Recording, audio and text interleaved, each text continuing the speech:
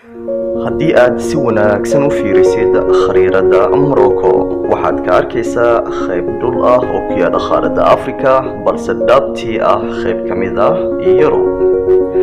xadka qaybtan dhulka waa mid aad iyo aad loo adkeeyay. qaybtan yar ee dhulka ah waxaa la yiraahdaa Melilla waxayna ka mid tahay labada qaybood oo dhul ah oo Isbaanishku ka qabsadeen Morocco taasoo ka dhigaysa xadka dhul ee kaliya Yurubta kala wadaagto qaaradda Afrika.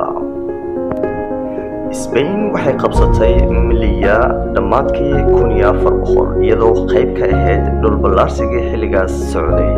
soo galista qaybtani qaxootiga aad bay ugu adag tahay, qaar baa si halis ah u dhaawacmo. ciidanka labada dhinac ee xadka hadday noqoto Spain ama Morocco uma naxan markii ay qaxootiga isku soo dayaan inay halkaasi soo galaan. maanta qiyaastii Melilla waxaa ku nool 86,000 oo dad ah, isla markaana markaad halkaasi tagto waxaad weli joogtaa dhulweynaha Spain.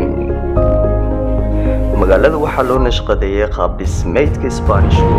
dadka deegaanka waxay ku hadlaan luqadda Isbaanishka waxayna isticmaalaan lacagta Yuroga.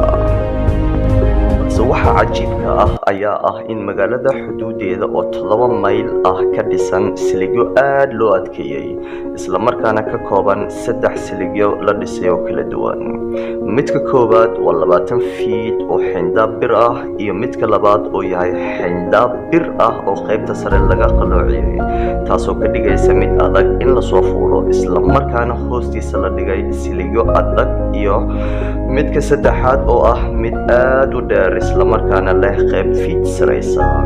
intaasi kuma eke, kadib waxaa jira dhanka Morocco 6.5 feet oo hoos dhulka ah loo qoday, waxaana ku sii xiga 2 shabaq oo silig adagi kor ka saaran yahay.